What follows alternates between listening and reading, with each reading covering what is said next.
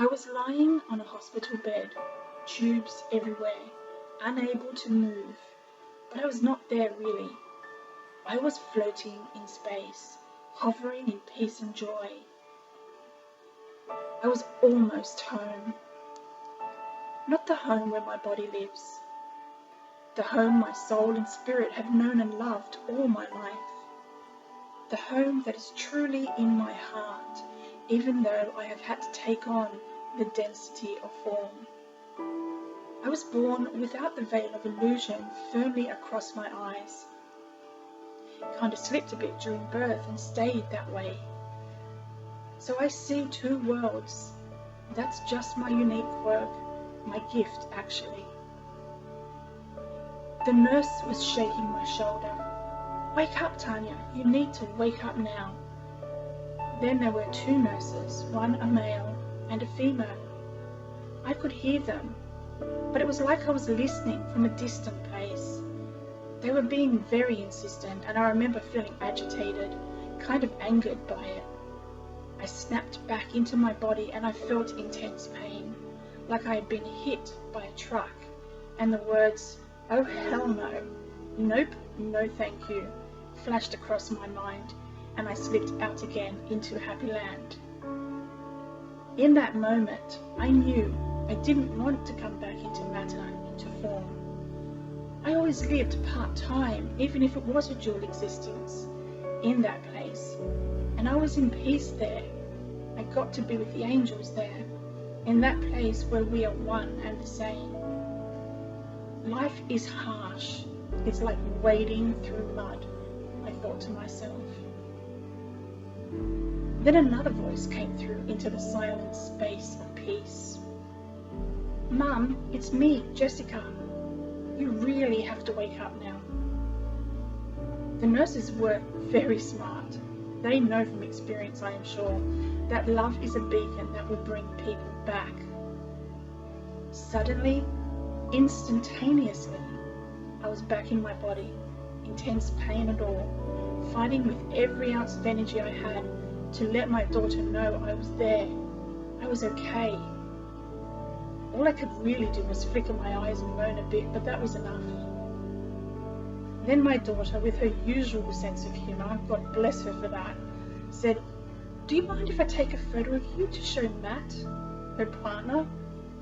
Needless to say, at that point, photos were a definite hell no. But it reminded me of why this life is so precious, because there are people here who bring me great joy.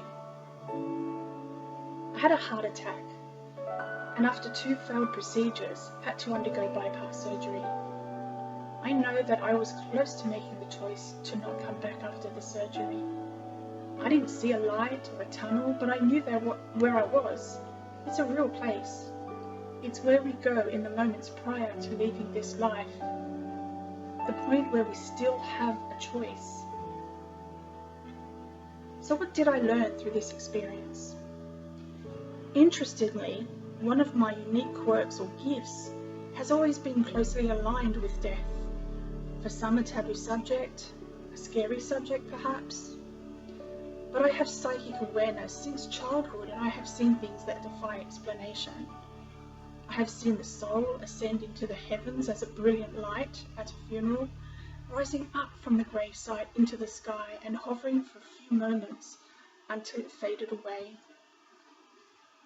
I have also received a message from a dog that it was going to die, and it was at peace with that and wanted no fuss, as it was natural. I have also had experiences with animal communication. A couple of hours later, that dog walked by me out into the back garden of the home I was visiting, and as the knot in my stomach got stronger with every step he took, I leapt to my feet and raced to the back patio to see the dog lie down on the grass and die, his soul rising like a vapour out of his body and upward. By the time I got to him, he was still warm, but he was gone. I've seen many other things as well. I am not afraid of death. It is, as the dog so eloquently reflected, a natural part of the cycle of life. and it's not an end. Coming back from my own near-death experience, I felt like I had been gifted a new life. I felt like I had not yet completed my contract here. Ultimately, our very existence is worthwhile. We don't need to strive or stress over what we need to accomplish. Why? Because we will never achieve our destiny alone. We are co-creating our lives with the divine. The ego strives, but when we are in harmony, we just let the miracles unfold. I came back to spread the message of courage in the face of a challenging time here on earth, because it is all part of the awakening of humanity. I have been a channel all my life. I am a psychic weirdo too, and I am an artist, a writer, and a poet. I never really fit the mold. I used to feel alienated by that. Now though, now I see and know that we are all coming into the strength of realizing our unique gifts. We are all surrounded by angels and divine support. We will all drop into the truth of our potential individually and as a species. We are evolving together. There are countless stories of people who have come back from near-death experiences transformed. I don't know that I would say that I was transformed by it. I have always had a connection with that space between life and death, and I have had the psychic experiences that illuminated for me that death was actually a remarkable transition. The near-death experience, I think, for me, sharpened the saw, as the saying goes. I felt like I was being shown that I have strength and courage beyond what I ever imagined. It was me finally making a choice, not to close the door to the divine, I could never do that, but to materialize here on this earthly plane what I am here to contribute. Not to live in the daydream that I can only be happy in that beautiful otherworldly place.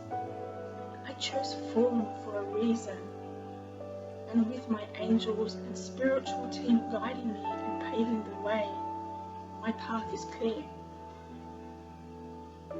Thank you for listening to my story. If you have enjoyed this video, may I ask that you subscribe, like and comment. I'm trying to build a community of people who want to do great things in this world, find their gifts, and together we can amplify our efforts and make a real, valuable contribution in this world.